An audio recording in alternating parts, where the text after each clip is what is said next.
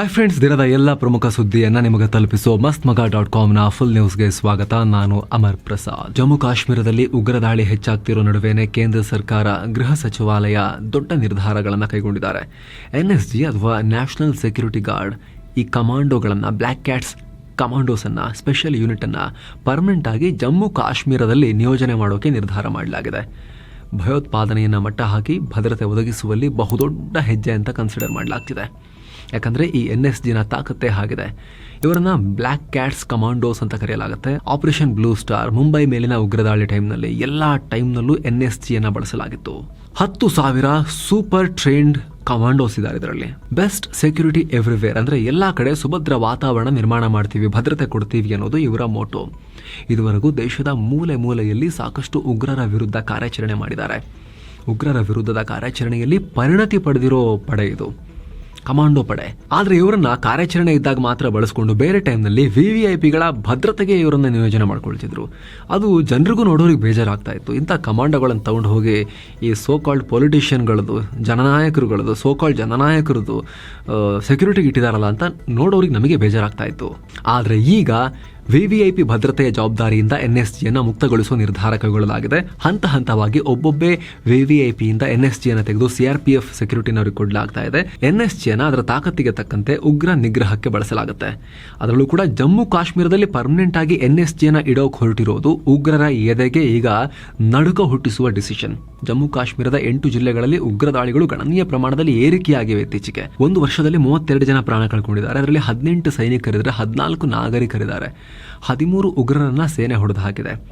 So regular ಸೈನಿಕರಿಗೆ ಹೋಲಿಸಿದ್ರೆ, ಪೊಲೀಸರಿಗೆ ಹೋಲಿಸಿದ್ರೆ ಈ ಕಾಂಬ್ಯಾಟ್ ಆಪರೇಷನ್ಸಲ್ಲಿ ಜಾಸ್ತಿ ಟ್ರೈನಿಂಗನ್ನು ಹೊಂದಿರೋ, ಜಾಸ್ತಿ ಈ ಅತ್ಯಾಧುನಿಕ ಉಪಕರಣಗಳನ್ನು ಮತ್ತು ಟೆಕ್ನಿಕ್ಸನ್ನು ಹೊಂದಿರೋ ಈ NSG ಪಡೆ ಕಾಶ್ಮೀರದಲ್ಲಿ ನಿಯೋಜನೆಗೊಳ್ತಿರೋದು ಬಹಳ ದೊಡ್ಡ ಬದಲಾವಣೆಗೆ ಕಾರಣ ಆಗ್ಬೋದು ಕಾಶ್ಮೀರದ ಸೆಕ್ಯೂರಿಟಿಯಲ್ಲಿ.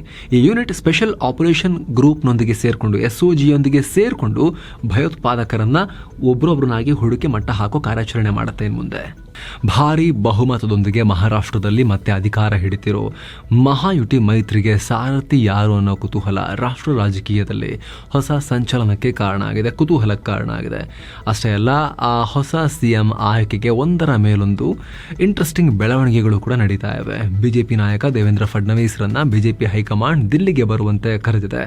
ನವೆಂಬರ್ 28ನೇ ತಾರೀಕು ಅಂದರೆ ಗುರುವಾರ ಏಕನಾಥ್ ಶಿಂದೆ ಹಾಗೂ ಫಡ್ನವೀಸ್ ಹಾಗೂ ಅಜಿತ್ ಪವಾರ್ ಜೊತೆ ದಿಲ್ಲಿಯಲ್ಲಿ ಅಮಿತ್ ಶಾ, ಮೋದಿ ಸೇರಿದಂತೆ ಹಿರಿಯ ಹೈಕಮಾಂಡ್ ನಾಯಕರು ಚರ್ಚೆ ಮಾಡಿ ಅಂತಿಮ ನಿರ್ಧಾರಕ್ಕೆ ಬರ್ತಾರೆ ಅನ್ನೋ ರಿಪೋರ್ಟ್ಸ್ ಬರ್ತಾ ಇವೆ. ಇದೆಲ್ಲ ಮೂಲಗಳ ಮಾಹಿತಿ. BJP ಏನು ಮಾಡುತ್ತೆ ಅನ್ನೋದು ಕ್ಲಾರಿಟಿ ಯಾರಿಗೂ ಇಲ್ಲ. ಇದರ ನಡುವೆ ಮಹಾರಾಷ್ಟ್ರದ ಪ್ರಬಲ CM ಆಕಾಂಕ್ಷಿ ಅಂತ ಹೇಳಲಾಗ್ತಿದ್ದ ಏಕನಾಥ್ ಶಿಂದೆ ಸುದ್ದಿಗೋಷ್ಠಿ ಮಾಡಿದ್ರು. ಹೊಸ CM ಆಯ್ಕೆ ವಿಚಾರದಲ್ಲಿ BJP ಹೈಕಮಾಂಡ್ ಅಂತಿಮ ನಿರ್ಧಾರ ಕೈಗೊಳ್ತಾರೆ. ಮೋದಿ ಮತ್ತು ಅಮಿತ್ ಶಾ ಅವರು BJP ಲೀಡರ್ಗಳು ಮಾತ್ರ ಅಲ್ಲ, ಮಹಾಯುಟಿಗೂ ಈ ಮೈತ್ರಿಕೂಟಕ್ಕೂ ಅವರೇ ಲೀಡರ್ಗಳು, ಅವರೇ ತೀರ್ಮಾನ ಮಾಡ್ತಾರೆ. ನಾನು ಯಾವುದಕ್ಕೂ ಅಡ್ಡ ಬರೋದಿಲ್ಲ, ಅವರೇ ಅಂತಿಮ ನಿರ್ಧಾರ ಮಾಡ್ತಾರೆ, ನಮಗೆಲ್ಲ ಒಪ್ಪಿಗೆ ಇರುತ್ತೆ. ನಾನು PM ನರೇಂದ್ರ ಮೋದಿಗೂ ಕಾಲ್ ಮಾಡಿ ಹೇಳಿದ್ದೀನಿ, ನೀವು ಆದಷ್ಟು ಬೇಗ CM ವಿಚಾರದಲ್ಲಿ ತೀರ್ಮಾನ ಮಾಡಿ, ನಾನು ಯಾವುದೇ ರೀತಿಯಲ್ಲಿ ಅಡಚಣೆ ಮಾಡೋದಿಲ್ಲ ಅಂತ ಕನ್ಫರ್ಮ್ ಮಾಡಿದ್ದೀನಿ, ಕ್ಲಿಯರ್ ಮಾಡಿದ್ದೀನಿ ಅವರಿಗೆ ಅಂತ ಕೂಡ ಶಿಂಧೆ ಅನೌನ್ಸ್ ಮಾಡಿದ್ದಾರೆ. ಈ ಮೂಲಕ ಎಲ್ಲೋ ಒಂದ್ ಕಡೆ ಶಿಂಧೆ ನನ್ನನ್ನು CM ಮಾಡಿದ್ರು ಇಷ್ಟು ವರ್ಷ, ಓಕೆ, ಈಗ ಅವರು ಅತಿ ಹೆಚ್ಚು ಸ್ಥಾನಗಳನ್ನು ಗೆದ್ದಿದ್ದಾರೆ, ನಾನು ಎಳಿತೀನಿ ಅನ್ನೋ ರೀತಿಯಲ್ಲಿ ಸಂದೇಶವನ್ನು ರವಾನೆ ಮಾಡ್ತಿರೋ ಥರ ಕಾಣಿಸ್ತಾ ಇದೆ. BJPಯಿಂದಲೇ CM ಆಗಬಹುದು, ಫಡ್ನವೀಸೇ CM ಆಗಬಹುದು ಬಹುತೇಕ ಅನ್ನೋ ರೀತಿ ವಾತಾವರಣ ಇದೆ.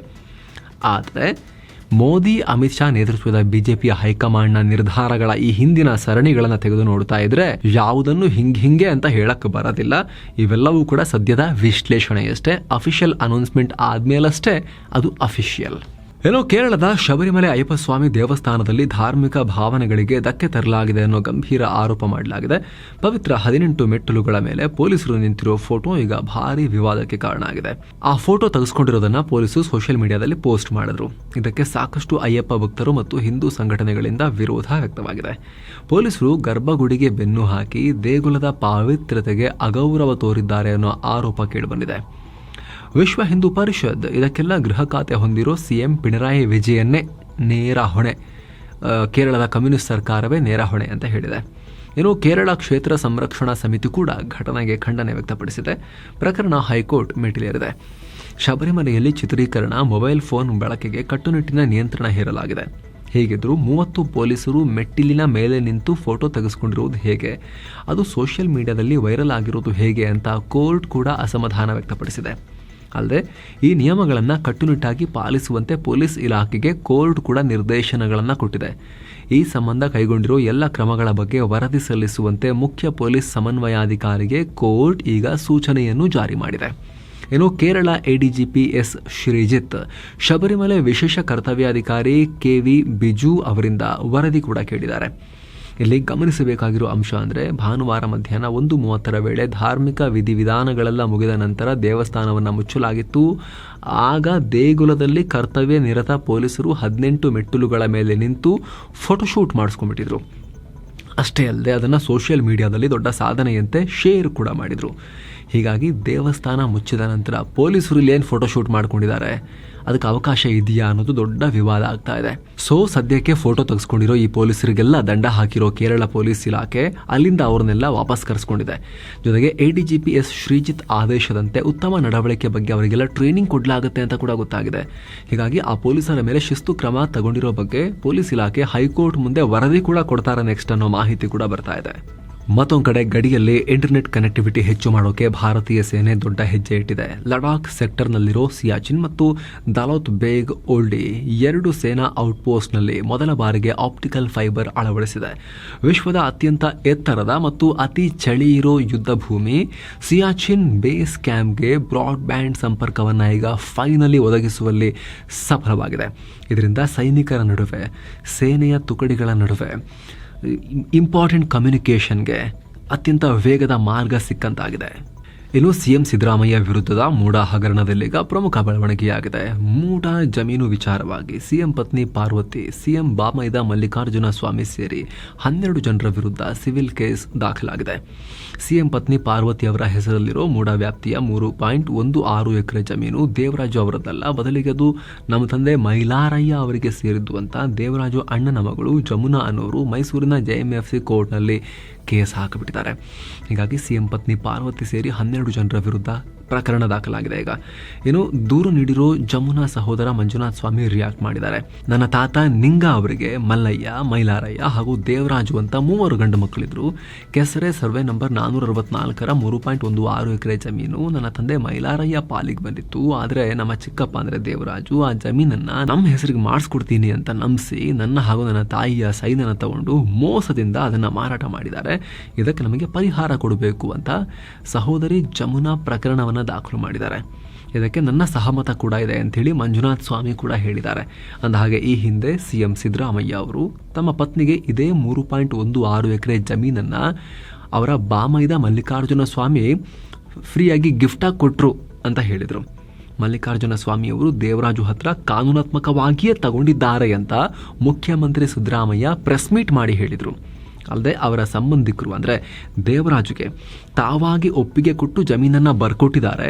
ದೇವರಾಜು ಹೆಸರಲ್ಲಿ ಪಹಣಿ ಕೂಡ ಬಂದಿದೆ, ಯಾವುದೇ ಪ್ರಾಬ್ಲಮ್ಮೇ ಇಲ್ಲ, ಇಲ್ಲಿ ಸಹಿ ಮಾಡಿದ್ದಾರೆ ಅಂತ ಹೇಳಿದ್ರು. ಈಗ ಅದೇ ಕುಟುಂಬದವರು ಅಂದರೆ ಅವರ ಮಕ್ಕಳು ನಮಗೂ ಅದಕ್ಕೂ ಸಂಬಂಧ ಇಲ್ಲ, ನಮಗೆ ಗೊತ್ತೇ ಇಲ್ಲ, ಮೋಸ ಮಾಡಿ ಸೈನ್ ಹಾಕಿಸ್ಕೊಂಡು ಜಮೀನನ್ನು ಹೊತ್ಕೊಂಡು ಹೋಗಿದ್ದಾರೆ, ನಮಗೆ ಸೇರಿದ್ದು ಅಂತ ಈಗ ಕೇಸ್ ಮಾಡಿದ್ದಾರೆ. ಇದು ಬಹಳ ದೊಡ್ಡ ಸಂಕಟ ಕಾರಣ ಆಗಬಹುದು ಸಿಎಂಗೆ. ಮತ್ತೊಂದು ಕಡೆ ಮೂಡಾ ಹಗರಣದಲ್ಲಿ ಸಿಎಂ ವಿರುದ್ಧ ದೂರು ದಾಖಲಿಸಿರೋ ಸ್ನೇಹಮಯಿ ಕೃಷ್ಣ ಕೂಡ ಜಮುನಾ ದಾವೆ ಹೂಡಿರೋ ಡಿಜಿಟಲ್ ಪ್ರತಿಯನ್ನು ಸೋಷಿಯಲ್ ಮೀಡಿಯಾದಲ್ಲಿ ಪೋಸ್ಟ್ ಮಾಡಿದ್ದಾರೆ. ಜೊತೆಗೆ ಸಿಎಂ ಸುಳ್ಳು ವಂಶವೃಕ್ಷವನ್ನು ಸೃಷ್ಟಿ ಮಾಡಿದ್ದಾರೆ ಅಂತ ಇವರು ಆರೋಪ ಮಾಡಿದ್ದಾರೆ. 2018ರಿಂದ 2023ರವರೆಗೆ ಕರ್ನಾಟಕ ಭೋವಿ ಅಭಿವೃದ್ಧಿ ನಿಗಮದಲ್ಲಿ ನಡೆದಿರೋ ಅಕ್ರಮ ಬಗೆದಷ್ಟು ಬಯಲಾಗ್ತಾ ಇದೆ. ಈ ಬಗ್ಗೆ ತನಿಖೆ ನಡೆಸ್ತಾ ಇರೋ CID ಒಟ್ಟಾರೆ 90 ಕೋಟಿ ರೂಪಾಯಿ ಅಕ್ರಮ ಆಗಿದೆ. ಅದರಲ್ಲಿ 5 ಕಂಪನಿಗೆ 34 ಕೋಟಿ ಅಕ್ರಮವಾಗಿ ಟ್ರಾನ್ಸ್ಫರ್ ಆಗಿದೆ ಅಂತ ಹೇಳಿದೆ.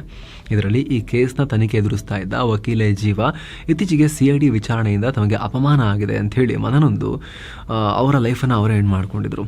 ಮರಣ ಪತ್ರವನ್ನು ಕೂಡ ಬರೆದಿಟ್ಟಿದ್ರು. ಈಗ ಅದೇ ಜೀವ ಅವರಿಗೆ ಸೇರಿದ್ದ ಅನಿಕಾ ಎಂಟರ್ಪ್ರೈಸಸ್ ಕಂಪನಿಗೆ 7.16 ಕೋಟಿ ರೂಪಾಯಿ ಹಾಗೂ ಅವರ ಸಹೋದರಿ ಹೆಸರಲ್ಲಿರೋ ಹರ್ನಿತಾ ಕ್ರಿಯೇಷನ್ಸ್ ಕಂಪನಿಗೆ 3.79 ಕೋಟಿ ರೂಪಾಯಿ ಜಮಾ ಆಗಿರೋದು ಕೂಡ ಬೆಳಕಿಗೆ ಬಂದಿದೆ. ಹಾಗೆ ಈ ನಿಗಮದ ಸಿಬ್ಬಂದಿ ಯಶಸ್ವಿನಿ ಅವರಿಗೆ ಸೇರಿರೋ ಡ್ರೀಮ್ ಎಂಟರ್ಪ್ರೈಸಸ್ ಕಂಪನಿಗೆ 8.78 ಲಕ್ಷ ರೂಪಾಯಿ ಹಾಗೂ ಯಶಸ್ವಿನಿ ಸೋದರ ಕಾರ್ತಿಕ್ ಗೌಡ ಹೆಸರಲ್ಲಿರೋ ಆದಿತ್ಯ ಎಂಟರ್ಪ್ರೈಸಸ್ ಕಂಪನಿಗೆ 4.76 ಲಕ್ಷ ರೂಪಾಯಿ ಜಮೆಯಾಗಿದೆ.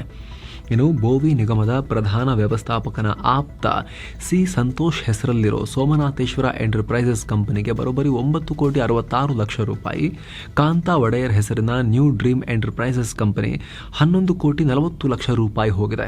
ನಿಗಮ ಮತ್ತು ಬ್ಯಾಂಕ್ ಪಿಆರ್ಒ ಅಭಿಲಾಷ್ ಅವರಿಗೆ ಸೇರಿರೋ ಕಂಪನಿಯ ಪದ್ಮಾ ಅನ್ನೋ ಬ್ಯಾಂಕ್ ಅಕೌಂಟ್ಗೆ 1,26,00,000 ರೂಪಾಯಿ, ಬೋವಿ ನಿಗಮದ ವ್ಯವಸ್ಥಾಪಕ ನಿರ್ದೇಶಕಿ ಲೀಲಾವತಿ ಸೋದರಿ ಮಂಗಳರಾಮು ಬ್ಯಾಂಕ್ ಅಕೌಂಟ್ಗೆ 1,48,00,000 ರೂಪಾಯಿ ಹೋಗಿದೆ. ಈ ಮೂಲಕ 2018ರಿಂದ 23ರವರೆಗೆ ಒಟ್ಟು 5 ವರ್ಷದಲ್ಲಿ 90 ಕೋಟಿಗೂ ಅಧಿಕ ಅವ್ಯವಹಾರ ಆಗಿದೆ ಅಂತ ಸಿಐಡಿ ಆರೋಪ ಮಾಡಿದೆ. ಇನ್ನು ಈ ಹಗರಣ ಸಂಬಂಧ ಆರೋಪ ಹೊತ್ತಿರೋ ಕೆಲ ಕಂಪನಿಗಳು ಬೆಂಗಳೂರಲ್ಲಿವೆ ಅಂತ ಹೇಳಿಕೊಂಡು ಕೆಲ ಕಡೆ ದನದ ಕೊಟ್ಟಿಗೆಯಲ್ಲಿ ಅವುಗಳನ್ನು ಸ್ಥಾಪನೆ ಮಾಡಲಾಗಿತ್ತು. ಸುಮ್ಮನೆ ದನದ ಕೊಟ್ಟಿಗೆ ಬೋರ್ಡ್ ಹಾಕೊಂಡು ಕಂಪನಿ ಅಂತ ಹೇಳಿ ಒಂಥರ ಶೆಲ್ ಕಂಪನಿಗಳ ಥರ, ಫೇಕ್ ಕಂಪನಿಗಳ ಥರ, ಟ್ರಾನ್ಸಾಕ್ಷನ್ ಮಾಡೋಕ್ಕೋಸ್ಕರ ಕ್ರಿಯೇಟ್ ಮಾಡಿರೋ ಕಂಪನಿಗಳ ಥರ ಇಟ್ಕೊಂಡಿದ್ರು ಆರೋಪ ಇದೆ. ಅದನ್ನು ಕಂಡು ಸಿಐಡಿ ಅಧಿಕಾರಿಗಳಿಗೆ ಗಾಬರಿಯಾಗಿತ್ತು ಅಂತ. ಸೊ ಸದ್ಯಕ್ಕೆ ಇದನ್ನು ಮತ್ತಷ್ಟು ಬಗೆದು ನೋಡುವಂಥ ಪ್ರಯತ್ನ ಸಿಐಡಿ ನಡೆಸ್ತಾ ಇದೆ, ತನಿಖೆಯನ್ನು ಮುಂದುವರಿಸಲಾಗಿದೆ. ಭಾರತಕ್ಕೆ ಅಕ್ರಮವಾಗಿ ಪ್ರವೇಶ ಮಾಡಿ ಬೆಂಗಳೂರಲ್ಲಿ ಹಿಂದೂ ಹೆಸರಲ್ಲಿ ವಾಸ ಮಾಡುತ್ತಿದ್ದ 17 ಪಾಕ್ ಪ್ರಜೆಗಳ ವಿರುದ್ಧ ಇದೀಗ ಬೆಂಗಳೂರು ಪೊಲೀಸರು ಚಾರ್ಜ್ ಶೀಟ್ ಫೈಲ್ ಮಾಡಿದ್ದಾರೆ. ಇವರನ್ನ ಕಳೆದ ಅಕ್ಟೋಬರ್ ಮತ್ತು ಸೆಪ್ಟೆಂಬರ್ ತಿಂಗಳಲ್ಲಿ ಬೆಂಗಳೂರಿನ ಪೀಣ್ಯ ಮತ್ತು ಜಿಗಣಿಯಲ್ಲಿ ಅರೆಸ್ಟ್ ಮಾಡಲಾಗಿತ್ತು. ಎನ್ಐಎ ಮತ್ತು ಐಬಿ ತಂಡ ಅಕ್ಟೋಬರ್ನಲ್ಲಿ 6 ದಿನಗಳ ಕಾಲ ಬೆಂಗಳೂರಲ್ಲೇ ಇದ್ರು. ಈಗ ಅಧಿಕೃತವಾಗಿ ಚಾರ್ಜ್ ಶೀಟ್ ಫೈಲ್ ಮಾಡಿದ್ದಾರೆ. ಮುಸ್ಲಿಂ ಸಮುದಾಯದ ವಿರುದ್ಧ ವಿವಾದಾಸ್ಪದ ಹೇಳಿಕೆ ಕೊಟ್ಟಿದ್ದ ವಿಶ್ವ ಒಕ್ಕಲಿಗರ ಮಹಾಸಂಸ್ಥಾನ ಮಠದ ಚಂದ್ರಶೇಖರ ಸ್ವಾಮೀಜಿ ಕಡೆಗೂ ಕ್ಷಮೆಯಾಚನೆ ಮಾಡಿದ್ದಾರೆ. ಮುಸ್ಲಿಂ ಸಮುದಾಯಕ್ಕೆ ವೋಟಿಂಗ್ ಹಕ್ಕು ಇಲ್ಲದಂತೆ ಮಾಡಬೇಕು ಅಂತ ಈ ಸ್ವಾಮೀಜಿ ಹೇಳಿದ್ದು ಭಾರಿ ವಿವಾದಕ್ಕೆ ಕಾರಣ ಆಗಿತ್ತು. ಅದರ ಬೆನ್ನಲ್ಲೇ ಬಾಯಿ ತಪ್ಪಿ ಈ ರೀತಿ ಹೇಳಿದ್ದೀನಿ, ಕ್ಷಮೆ ಇರಲಿ, ಈ ಹೇಳಿಕೆ ಬಗ್ಗೆ ವಿವಾದ ಮಾಡಬೇಡಿ, ಕೊನೆಗೊಳಿಸಿ ಅಂತ ಮನವಿ ಮಾಡಿಕೊಂಡಿದ್ದಾರೆ ಸ್ವಾಮೀಜಿ. ಇತ್ತೀಚೆಗೆ ಯುಪಿಯ ಸಂಬಲ್ನಲ್ಲಿ ಮಸೀದಿ ಸರ್ವೆ ವಿರೋಧಿಸಿ ನಡೆದ ದೊಡ್ಡ ಗಲಭೆ ಆಗಿತ್ತಲ್ಲ, ಅದಕ್ಕೆ ಸಂಬಂಧಪಟ್ಟಂತೆ ಯೋಗಿ ಆದಿತ್ಯನಾಥ್ ಸರ್ಕಾರ ಈಗ ಬ್ಯಾಕ್ ಟು ಬ್ಯಾಕ್ ಕಠಿಣ ನಿರ್ಧಾರಗಳನ್ನು ಅನೌನ್ಸ್ ಮಾಡಿದೆ. ಗಲಭೆ ಮಾಡಿ ಕಲ್ಲು ತೂರಾಟ ಮಾಡಿದ್ದವರ ಫೋಟೋವನ್ನು ಪಬ್ಲಿಕ್ ಆಗಿ ಪ್ರದರ್ಶನ ಮಾಡ್ತೀವಿ ಅಂತ ಒಂದು, ಪಬ್ಲಿಕ್ ಆಗಿ ಡಿಸ್ಪ್ಲೇ ಮಾಡೋದು. ಈಗ ಆಲ್ರೆಡಿ 100ಕ್ಕೂ ಅಧಿಕ ಪ್ರತಿಭಟನಾಕಾರರ ಫೋಟೋಗಳನ್ನು ದೊಡ್ಡ ಪೋಸ್ಟರ್ ಮಾಡಿ ಇವರೇ ದಂಗೆ ಮಾಡಿದವರು ಅಂತ ಪೊಲೀಸರು ಅದನ್ನು ಹಾಕೋಕೆ ರೆಡಿ ಮಾಡಿ ಇಟ್ಕೊಂಡಿದ್ದಾರೆ. ಜೊತೆಗೆ ಈ ಗಲಭೆಯಲ್ಲಿ ಸಾಕಷ್ಟು ಸಾರ್ವಜನಿಕ ಆಸ್ತಿ ಪಾಸ್ತಿ ಹಾನಿ ಮಾಡಲಾಗಿತ್ತು. ಆ ಹಾನಿಯನ್ನು ಪ್ರತಿಭಟನಾಕಾರರೇ ಭರಿಸಬೇಕು ಅಂತ ಅವರು ಹಾನಿ ಮಾಡ್ತಿರೋ ಗಲಾಟೆಯ ವಿಡಿಯೋ ಫುಟೇಜ್ ಸಮೇತ ಯೋಗಿ ಸರ್ಕಾರ ರೆಡಿ ಮಾಡಿ ಇಟ್ಕೊಂಡಿದೆ ಅಂತ. ಇನ್ನು ಕಲ್ಲು ತೂರಾಟ ನಡೆಸಿದವರ ಬಂಧನಕ್ಕಾಗಿ ಅವ್ರ ಬಗ್ಗೆ ಮಾಹಿತಿ ಕೊಟ್ಟವರಿಗೆ ಯಾವುದೆಲ್ಲ ಮುಖದ ಗುರುತು ಸಿಕ್ಕಿಲ್ಲ, ಅದರ ಬಗ್ಗೆ ಮಾಹಿತಿ ಕೊಟ್ಟವರಿಗೆ ಬಹುಮಾನ ಕೊಡ್ತೀವಿ ಅನ್ನೋದು ಕೂಡ ಈಗ ನಿರ್ಧಾರ ಮಾಡ್ತಾ ಇದ್ದಾರೆ. ಅಂದ ಹಾಗೆ ವಿವಾದಿತ ಮಸೀದಿ ಮುಂಚೆ ಹರಿಹರ ದೇಗುಲ ಆಗಿತ್ತು. ಬಾಬರ್ ಕಾಲದಲ್ಲಿ ಇದನ್ನ ಹೊಡೆದು ಹಾಕಿದ್ರು ಅಂತ ವಿಷ್ಣು ಶಂಕರ್ ಜೈನ್ ಅನ್ನೋರು ಕೋರ್ಟ್ಗೆ ಹೋಗಿದ್ರು. ಕೋರ್ಟ್ ಆದೇಶ ಕೊಟ್ಟಿತ್ತು, ಅಲ್ಲಿ ಹೋಗಿ ಸ್ವಲ್ಪ ಸರ್ವೆ ಮಾಡಿ ಅಂತ ಅಧಿಕಾರಿಗಳಿಗೆ ಸೂಚಿಸಿತ್ತು. ಅಧಿಕಾರಿಗಳು ಸರ್ವೆ ಮಾಡಕ್ಕೆ ಹೋಗಿದ್ರು. ಆಗ ಅದನ್ನು ವಿರೋಧಿಸಿ ದೊಡ್ಡ ಗಲಭೆಯಾಗಿ 4 ಜನ ಪ್ರಾಣ ಕಳ್ಕೊಂಡ್ರು. ಅನೇಕ ಪೊಲೀಸರು ಗಾಯಗೊಂಡಿದ್ರು. ಇನ್ನು ಇತ್ತೀಚೆಗೆ ವಿಪಕ್ಷ ನಾಯಕ ರಾಹುಲ್ ಗಾಂಧಿ ಕೊಟ್ಟಿದ್ದ ಹೇಳಿಕೆಗೆ ನಿವೃತ್ತ ಸಿಜೆಐ ಡಿವೈ ಚಂದ್ರಚೂಡ್ ರಿಯಾಕ್ಟ್ ಮಾಡಿದ್ದಾರೆ. ಈ ದೇಶದಲ್ಲಿ ಮಾಧ್ಯಮಗಳು, ತನಿಖಾ ಏಜೆನ್ಸಿಗಳು ಮತ್ತು ನ್ಯಾಯಾಂಗದ ಪರವಾಗಿ ನಾವು ಮಾತ್ರ ಕೆಲಸ ಮಾಡ್ತಿರೋದು, ಇದು ನಮ್ಮ ದೇಶದ ರಿಯಾಲಿಟಿ ಅಂತ ರಾಹುಲ್ ಗಾಂಧಿ ಹೇಳಿದ್ರು. ಅಂದ್ರೆ ನಾವು ಮಾತ್ರ ಅಷ್ಟು ಆಕ್ಟಿವ್ ಇದೀವಿ, ಇವರೆಲ್ಲರ ಕೆಲಸ ನಾವೇ ಮಾಡ್ತಾ ಇದ್ದೀವಿ ಅನ್ನೋ ರೀತಿಯಲ್ಲಿ ಹೇಳಿಕೆ ಕೊಟ್ಟಿದ್ರು. ಈಗ ಡಿವೈ ಚಂದ್ರಚೂಡ್ ಪ್ರತಿಕ್ರಿಯೆ ಕೊಟ್ಟಿದ್ದಾರೆ. ನ್ಯಾಯಾಂಗ ಇರೋದು ಕಾನೂನುಗಳ ಪರಿಶೀಲನೆ ಮಾಡೋಕೆ, ಕಾನೂನು ಪ್ರಕಾರ ನಿರ್ಧಾರಗಳನ್ನು ಕೊಡೋಕೆ, ತೀರ್ಮಾನ ಮಾಡಕ್ಕೆ. ಸೊ ಸಂಸತ್ತು ಅಥವಾ ರಾಜ್ಯ ಶಾಸನ ಸಭೆಗಳಲ್ಲಿ ವಿಪಕ್ಷಗಳ ಪಾತ್ರವನ್ನ ಕೋರ್ಟ್ ನಿಭಾಯಿಸಕ್ಕೆ ಆಗಲ್ಲ ಆ ರೀತಿ ಅನ್ಕೋಬೇಡಿ ಅಂತ ತಿರುಗೇಟನ್ನ ಕೊಟ್ಟಿದ್ದಾರೆ. ಅಂದರೆ ನೀವು ಫಸ್ಟ್ ವಿಪಕ್ಷವಾಗಿ ನಿಮ್ಮ ಕೆಲಸವನ್ನು ಮಾಡಿ ಅನ್ನೋ ರೀತಿಯಲ್ಲಿ, ನ್ಯಾಯಾಂಗ ಅದ್ರ ಕೆಲಸವನ್ನು ಅದು ಮಾಡುತ್ತೆ ಅನ್ನೋ ರೀತಿಯಲ್ಲಿ ಚಂದ್ರಚೂಡ್ ಹೇಳಿಕೆಯನ್ನು ಕೊಟ್ಟಿದ್ದಾರೆ. ಏನು ಬಂಗಾಳ ಕೊಲ್ಲಿಯಲ್ಲಿ ವಾಯುಭಾರ ಕುಸಿತ ಉಂಟಾಗಿದ್ದು ತಮಿಳುನಾಡು ಮತ್ತು ಪುದುಚೇರಿಯಲ್ಲಿ ಭಾರೀ ಮಳೆಯಾಗ್ತಾ ಇದೆ. ಫೆಂಗಲ್ ಚಂಡಮಾರುತದಿಂದಾಗಿ ತಮಿಳುನಾಡಿನ ಹಲವು ಭಾಗಗಳಲ್ಲಿ ವಿದ್ಯುತ್ ಸಂಪರ್ಕ ಕಟ್ಟಾಗಿದೆ. ಮರಗಳು ಕೂಡ ಬಿದ್ದು ಹೋಗಿವೆ. ಈ ಚಂಡಮಾರುತ ಶ್ರೀಲಂಕಾ ಮತ್ತು ತಮಿಳುನಾಡು ಕರಾವಳಿಯನ್ನು ದಾಟಿ ಉತ್ತರ ಮತ್ತು ವಾಯುವ್ಯ ದಿಕ್ಕಿನ ಕಡೆಗೆ ಸಾಗುತ್ತೆ ಅಂತ ಹವಾಮಾನ ಇಲಾಖೆ ಹೇಳಿದೆ. ಇದರ ಎಫೆಕ್ಟ್ ಬೆಂಗಳೂರಿನಲ್ಲೂ ಕೂಡ ಶುರುವಾಗಿದೆ. ಮಂಗಳವಾರದಿಂದ ಮೋಡ ಕವಿದ ವಾತಾವರಣವಿದ್ದು ಈ ಎಫೆಕ್ಟ್, ಈ ಥಂಡಿ, ಈ ಚಳಿಯ ವಾತಾವರಣ ಇನ್ನೂ 1 ವಾರ ಹೀಗೆ ಮುಂದುವರಿಬಹುದು ಅಂತ ಹವಾಮಾನ ಇಲಾಖೆ ಹೇಳಿದೆ. ಜೊತೆಗೆ ಮುಂದಿನ 3 ದಿನ ಮಳೆಯಾಗೋ ಸಾಧ್ಯತೆ ಕೂಡ ಇದೆ. ದಕ್ಷಿಣ ಒಳನಾಡು, ಉತ್ತರ ಒಳನಾಡು, ಕರಾವಳಿ ಜಿಲ್ಲೆಗಳಿಗೆ ಮಳೆ ಮುನ್ಸೂಚನೆಯನ್ನು ಕೊಡಲಾಗಿದೆ. ಏನೋ ಪಾಕ್ ಒಳಗೆ ಕೋಲಾಹಲ ಸೃಷ್ಟಿ ಮಾಡ್ತಿರೋ ಪಾಕ್ನ ಮಾಜಿ ಪ್ರಧಾನಿ ಇಮ್ರಾನ್ ಖಾನ್ ಬೆಂಬಲಿಗರ ಬೆನ್ನುಮೂಳೆಯನ್ನು ಮುರಿಯೋ ರೀತಿ ಹೊಡೆದಿದ್ದಾರೆ ಪಾಕ್ ಸೇನೆಯವರು. ಇದೀಗ ಪ್ರತಿಭಟನೆಗೆ ಬ್ರೇಕ್ ಹಾಕಿದ್ದಾರೆ. ಅದರ ಪರಿಣಾಮ 6 ಥರ ಹೊಡೆದಿದ್ದಾರೆ. ಮಧ್ಯರಾತ್ರಿ ಪಾಕ್ ಭದ್ರತಾ ಸಿಬ್ಬಂದಿ ಕಾರ್ಯಾಚರಣೆ ನಡೆಸಿ ಇದ್ದಕ್ಕಿದ್ದಂತೆ ಇಂಟರ್ನೆಟ್ ಎಲ್ಲ ಬಂದ್ ಮಾಡಿ ಕ್ಯಾಮರಾ, ಮೀಡಿಯಾ ಎಲ್ಲ ದೂರಕ್ಕೆ ಸರಿಸಿ ಇವ್ರ ಮೇಲೆ ಬೆಂಡೆತ್ತೋ ಕಾರ್ಯಾಚರಣೆ ಮಾಡಿದ್ದಾರೆ. ಹೀಗಾಗಿ ದಿಕ್ಕಾಪಾಲಾಗಿ ಓಡ್ ಹೋಗಿದ್ದಾರೆ. ಇಡೀ ರಾಜಧಾನಿ ಮುತ್ತಿಗೆ ಹಾಕ್ತೀವಿ ಅಂತ ಬಂದಿದ್ದಂತ ಇಮ್ರಾನ್ ಖಾನ್ ಬೆಂಬಲಿಗರು. ಸಾವಿರಾರು ಜನರನ್ನು ಅರೆಸ್ಟ್ ಮಾಡಲಾಗಿದೆ, ನೂರಾರು ಜನರ ಮೇಲೆ ಗುಂಡು ಹಾರಿಸಲಾಗಿದೆ ಅಂತ ಇಮ್ರಾನ್ ಖಾನ್ ಆಪ್ತ ಖೈಬರ್ ಪಾಖ್ತುನ್ಖ್ವಾ ಚೀಫ್ ಮಿನಿಸ್ಟರ್ ಅಲಿ ಅಮೀನ್ ಗಂಡಾಪುರ್ ಅನ್ನೋರು ಮಾಹಿತಿ ಕೊಟ್ಟಿದ್ದಾರೆ. ಇನ್ನು ಬಾಂಗ್ಲಾದಲ್ಲಿ ಇಸ್ಕಾನ್ ಮುಖ್ಯಸ್ಥ ಚಿನ್ಮಯ್ ಕೃಷ್ಣದಾಸ್ ಅರೆಸ್ಟ್ ಆಗಿರೋದು ಬಾಂಗ್ಲಾ ಒಳಗೆ ಉದ್ವಿಗ್ನತೆ ಉಂಟು ಮಾಡಿದೆ. ಒಂದು ಕಡೆ ಕೃಷ್ಣದಾಸ್ ಅವರನ್ನ ಬಿಡುಗಡೆಗೊಳಿಸುವಂತೆ ಹಿಂದೂಗಳು ಪ್ರತಿಭಟನೆ ಮಾಡ್ತಾ ಇದ್ದಾರೆ, ಇನ್ನೊಂದು ಕಡೆ ಅಲ್ಲಿನ ಮೂಲಭೂತವಾದಿ ಗುಂಪುಗಳು ಹಿಂದೂ ದೇಗುಲಗಳನ್ನ ಧ್ವಂಸಗೊಳಿಸಿದ್ದಾರೆ. ಚಿತ್ತಗಾಂಗ್ನಲ್ಲಿರೋ ಲೋಕನಾಥ ದೇವಸ್ಥಾನ, ಮಾನ್ಸಾ ಮಾತಾ ದೇಗುಲ ಹಾಗೂ ಕಾಳಿ ಮಾತಾ ದೇವಸ್ಥಾನಗಳನ್ನು ಟಾರ್ಗೆಟ್ ಮಾಡಿ ಭಕ್ತಿ ಕೇಂದ್ರಗಳ ಮೇಲೆ ದಾಳಿ ಮಾಡಿದ್ದಾರೆ. ಈ ದಾಳಿಗೊಳಗಾಗಿ ಹಾನಿಯಾಗಿರೋ ಫೋಟೋವನ್ನು ಇಸ್ಕಾನ್ನ ಇಂಟರ್ನ್ಯಾಷನಲ್ ಸೊಸೈಟಿ ವಕ್ತಾರ ರಾಧಾ ರಮಣ ದಾಸ್ ಸೋಷಿಯಲ್ ಮೀಡಿಯಾದಲ್ಲಿ ಇದನ್ನು ಶೇರ್ ಮಾಡಿದ್ದಾರೆ. ಅದರಲ್ಲಿ ಕೈಯಲ್ಲಿ ದೊಣ್ಣೆಗಳನ್ನು ಹಿಡ್ಕೊಂಡು ಬಂದ ಗುಂಪು ಇಲ್ಲೆಲ್ಲ ಟಾರ್ಗೆಟ್ ಮಾಡಿಕೊಂಡು ದಾಳಿ ಮಾಡಿರೋದು ಸ್ಪಷ್ಟವಾಗಿ ಕಾಣಿಸ್ತಾ ಇದೆ. ಅಲ್ಲದೆ ಹಿಂದೂ ಆಸ್ತಿಗಳ ಮೇಲೆ, ದೇಗುಲಗಳ ಮೇಲೆ ಕಲ್ಲು ತೂರಾಟವನ್ನು ಮಾಡಲಾಗಿದೆ. ಈ ಫೋಟೋವನ್ನು ಶೇರ್ ಮಾಡಿರೋ ಇಸ್ಕಾನ್ನವರು PM ನರೇಂದ್ರ ಮೋದಿ ಮತ್ತು ಅಮೆರಿಕ ಚುನಾಯಿತ ಅಧ್ಯಕ್ಷ ಡೊನಾಲ್ಡ್ ಟ್ರಂಪ್ ಅವರನ್ನ ಟ್ಯಾಗ್ ಮಾಡಿದ್ದಾರೆ. ಅಲ್ಲದೆ ಅಮೆರಿಕದ ವೈಟ್ ಹೌಸ್ಗೆ ಡೊನಾಲ್ಡ್ ಟ್ರಂಪ್ ಬರೋವರೆಗೂ ಕಾಯ್ತೇವೆ, ಬಾಂಗ್ಲಾ ಹಿಂದೂಗಳ ಸಮಸ್ಯೆಗೆ ಟ್ರಂಪ್ ಪರಿಹಾರ ಒದಗಿಸ್ತಾರೆ ಅನ್ನೋ ವಿಶ್ವಾಸ ನಮಗಿದೆ ಅಂತ ಬಾಂಗ್ಲಾ ಇಸ್ಕಾನ್ ಘಟಕ ಹೇಳಿದೆ. ಅದು ಹಾಗೆ ಬಾಂಗ್ಲಾದಲ್ಲಿ ಹಿಂದೂಗಳ ಮೇಲಿನ ಹಿಂಸಾಚಾರವನ್ನು ಕೆಲ ದಿನಗಳ ಹಿಂದೆ ಡೊನಾಲ್ಡ್ ಟ್ರಂಪ್ ಖಂಡಿಸಿದ್ರು. ಅದನ್ನು ಉಲ್ಲೇಖಿಸಿ ಇವರು ಈ ರೀತಿ ವಿಶ್ವಾಸವನ್ನು ವ್ಯಕ್ತಪಡಿಸಿದ್ದಾರೆ. ಟ್ರಂಪ್ ಬಂದ ಮೇಲೆ ಆದರೂ ಬದಲಾಗಬಹುದೇನೋ ಅಮೆರಿಕದ ಧೋರಣೆ ಅಂತ ಹೇಳಿದ್ದಾರೆ. ಇತ್ತ ಭಾರತದಲ್ಲಿ ಆಂಧ್ರ DCM ಪವನ್ ಕಲ್ಯಾಣ್ ಕೂಡ ಚಿನ್ಮಯ್ ಬಂಧನದ ಬಗ್ಗೆ ತೀವ್ರ ಖಂಡನೆ ವ್ಯಕ್ತಪಡಿಸಿದ್ದಾರೆ. ಇದು ದಬ್ಬಾಳಿಕೆ ಅಂತ ಹೇಳಿದ್ದಾರೆ. ಈ ವಿಚಾರದಲ್ಲಿ ವಿಶ್ವಸಂಸ್ಥೆ ಮಧ್ಯಪ್ರವೇಶ ಮಾಡಬೇಕು, ಬಾಂಗ್ಲಾದಲ್ಲಿನ ಹಿಂದೂಗಳಿಗೆ ಮಹಮ್ಮದ್ ಯೂನುಸ್ ನೇತೃತ್ವದ ಮಧ್ಯಂತರ ಸರ್ಕಾರ ರಕ್ಷಣೆ ಕೊಡಬೇಕು ಅಂತ ಪವನ್ ಕಲ್ಯಾಣ್ ಒತ್ತಾಯ ಮಾಡಿದ್ದಾರೆ. ಇನ್ನು ಅದಾನಿ ಸೋಲಾರ್ ಲಂಚ ಹಗರಣದಲ್ಲಿ ಮತ್ತೊಂದು ಬೆಳವಣಿಗೆಯಾಗಿದೆ. ಅದಾನಿ ಗ್ರೀನ್ ಎನರ್ಜಿ ನಮ್ಮ ಮೇಲೆ ಅಮೆರಿಕದ FCPA ಕಾಯ್ದೆ ಉಲ್ಲಂಘನೆ ಆರೋಪ ಇಲ್ಲ ಅಂತ ಹೇಳಿಕೊಂಡಿದೆ. FCPA ಅಂದರೆ ನಮ್ಮಲ್ಲಿ ಭ್ರಷ್ಟಾಚಾರ ತಡೆ ಕಾಯ್ದೆ ಇದ್ದ ಹಾಗೆ. ಇದೀಗ ಸ್ಟಾಕ್ ಎಕ್ಸ್ಚೇಂಜ್ಗಳಿಗೆ ಅದಾನಿ ಗ್ರೀನ್ ಎನರ್ಜಿ ಒಂದು ಸ್ಪಷ್ಟೀಕರಣವನ್ನು ಕೊಟ್ಟಿದೆ. ಅದರಲ್ಲಿ ಬಹಳ ಮಾಧ್ಯಮಗಳು ನಮ್ಮ ಬೋರ್ಡ್ ಡೈರೆಕ್ಟರ್ಗಳಾದ ಗೌತಮ್ ಅದಾನಿ, ಸಾಗರ್ ಅದಾನಿ ಮತ್ತು ವಿನೀತ್ ಜೈನ್ ಅಮೆರಿಕದ FCPA ಕಾಯ್ದೆ ಉಲ್ಲಂಘನೆ ಮಾಡಿದ್ದಾರೆ ಅಂತ ರಿಪೋರ್ಟ್ ಮಾಡ್ತೀವಿ. ಅದು ತಪ್ಪು. ಅಮೆರಿಕದ ನ್ಯಾಯಾಂಗ ಇಲಾಖೆ ಮತ್ತು SEC ಒಟ್ಟು 5 ಕೌಂಟ್ ಅಥವಾ ಆರೋಪಗಳನ್ನು ಮಾಡಿದ್ದಾರೆ. ಅದರಲ್ಲಿ ಮೊದಲನೇದು FCPA ಕಾಯ್ದೆ ಉಲ್ಲಂಘನೆ ಮಾಡಿರೋದು, 5ನೇದು ಅಲ್ಲಿನ ನ್ಯಾಯಾಂಗ ವ್ಯವಸ್ಥೆಗೆ ತಡೆ ಉಂಟು ಮಾಡಿರೋದು. ಆದರೆ ಇವೆರಡು ಚಾರ್ಜಸ್ ಅಲ್ಲಿ ನಮ್ಮ ಡೈರೆಕ್ಟರ್ಗಳ ಹೆಸರು ಇಲ್ಲ ಅಂತ ಅದಾನಿ ಗ್ರೂಪ್ ಹೇಳಿದೆ. ನಂತರ ಅದಾನಿ ಪರ ವಕೀಲರಾಗಿರೋ ಮೊಹುಲ್ ರೋಹ್ಟಗಿ ಕೂಡ ಇದೇ ರೀತಿ ಹೇಳಿದ್ದಾರೆ. ಆದರೆ ಇಲ್ಲಿ ಗಮನಿಸಬೇಕಾಗಿರೋ ಅಂಶ ಅಂದ್ರೆ FCPA ಅಪ್ಲೈ ಆಗಬೇಕು ಅಂದ್ರೆ ಆ ಕಂಪನಿ ಅಮೆರಿಕದಲ್ಲಿ ಲಿಸ್ಟ್ ಆಗಿರಬೇಕು. ಅದೇ ಕಾರಣಕ್ಕೆ ಅದಾನಿ ಹೆಸರು ಈ ಪರ್ಟಿಕ್ಯುಲರ್ ಕೌಂಟ್ ನಲ್ಲಿ ಸೇರಿಸಿಲ್ಲ ಅಂತ ವಿಶ್ಲೇಷಣೆ ಮಾಡಲಾಗ್ತಿದೆ. ಜೊತೆಗೆ ಅಮೆರಿಕದ ದೋಷಾರೋಪ ಪಟ್ಟಿಯಲ್ಲಿ ಪ್ರತಿಯೊಂದು ಕೌಂಟ್ ಆರಂಭ ಮಾಡೋಕ್ಕೂ ಮೊದಲು ಈ ಹಿಂದೆ ಮಾಡಿದ ಎಲ್ಲ ಆರೋಪಗಳು ಇಲ್ಲೂ ಅನ್ವಯ ಆಗುತ್ತೆ, ಉಳಿದೆಲ್ಲ ಕೌಂಟ್ಗಳಿಗೂ ಅನ್ವಯ ಆಗುತ್ತೆ ಅನ್ನೋ ಒಂದು ಸೆಂಟೆನ್ಸ್ ಅನ್ನು ಕೂಡ ಸೇರಿಸಲಾಗಿದೆ. ಹಾಗಾಗಿ ಪ್ರತ್ಯೇಕವಾಗಿ ಈ 2 ಪರ್ಟಿಕ್ಯುಲರ್ ಕೌಂಟ್ಸಲ್ಲಿ ಅದಾನಿ ಮತ್ತು ಸಾಗರ್ ಅದಾನಿಯ ಹೆಸರು ಉಲ್ಲೇಖ ಇಲ್ಲದೆ ಹೋದರೂ ಕೂಡ ಅದನ್ನು ಅಪ್ಲೈ ಮಾಡೋ ಆಪ್ಷನನ್ನು ಅಮೆರಿಕದ ಅಧಿಕಾರಿಗಳು ಮತ್ತು ತನಿಖಾ ಸಂಸ್ಥೆ ಓಪನ್ ಇಟ್ಕೊಂಡಿದ್ದಾರೆ ಅಂತ ವಿಶ್ಲೇಷಣೆ ಮಾಡಲಾಗ್ತಿದೆ. ಆದರೆ ಅದಾನಿ ಗ್ರೂಪ್ನಿಂದ ಈ ರೀತಿ ಕ್ಲಾರಿಫಿಕೇಶನ್ ಬರ್ತಿದ್ದ ಹಾಗೆ ಇವತ್ತು ಅದಾನಿ ಗ್ರೂಪ್ನ ಸ್ಟಾಕ್ಗಳಲ್ಲಿ ಬಹಳ ಬಿದ್ದಿದ್ವಲ್ಲ ಕಳೆದ 2-3 ದಿನಗಳಲ್ಲಿ ಸ್ವಲ್ಪ ಚೇತರಿಕೆ ಕಂಡು ಬಂತು. ಇವತ್ತು ಷೇರುಪೇಟೆಯಲ್ಲೂ ಕೂಡ ಇವತ್ತು ಸ್ವಲ್ಪ ಬೌನ್ಸ್ ಬ್ಯಾಕ್ ಕಂಡು ಬಂತು. ಅದಾನಿ ಕಂಪನಿಗಳು ಆಲ್ರೆಡಿ ಹೇಳಿದ ಹಾಗೆ ಚೆನ್ನಾಗಿ ಪರ್ಫಾರ್ಮ್ ಮಾಡಿದ್ವು ಆ ಕ್ಲಾರಿಫಿಕೇಶನ್ ಬಂದ ಮೇಲೆ. ಆದರೆ ಹೆವಿವೇಟ್ ಕಂಪನಿಗಳು ಕಳಪೆ ಪ್ರದರ್ಶನ ತೋರಿದ ಕಾರಣ ಫ್ಲಕ್ಚುಯೇಷನ್ ಇತ್ತು. ದಿನದ ವಹಿವಾಟಿನ ಅಂತ್ಯಕ್ಕೆ ಸೆನ್ಸೆಕ್ಸ್ 230 ಪಾಯಿಂಟ್ ಜಾಸ್ತಿಯಾಗಿ 80,234, ನಿಫ್ಟಿ 80 ಪಾಯಿಂಟ್ಸ್ ಹೆಚ್ಚಾಗಿ 24,274 ಆಯಿತು. ಇನ್ನು ಮಿಡಲ್ ಈಸ್ಟ್ನಲ್ಲಾದ ಪಾಸಿಟಿವ್ ಬದಲಾವಣೆ ಅಂದರೆ ಇಸ್ರೇಲ್ ಮತ್ತು ಹಿಜ್ಬುಲ್ಲಾಗಳ ನಡುವಿನ ಕದನ ವಿರಾಮ ಒಪ್ಪಂದ ಇದೆಯಲ್ಲ ಅದು ಓಕೆ ಆಯ್ತಲ್ಲ, ಇಬ್ರು ಒಪ್ಕೊಂಡ್ರಲ್ಲ, ಈ ಹಿಜ್ಬುಲ್ಲಾಗಳು ಲೆಬನಾನ್ ಮತ್ತು ಇಸ್ರೇಲ್ ಒಪ್ಕೊಂಡ್ರಲ್ಲ, ಅದು ಕೂಡ ಷೇರುಪೇಟೆ ಮೇಲೆ ಪಾಸಿಟಿವ್ ಪರಿಣಾಮ ಬೀರ್ತು.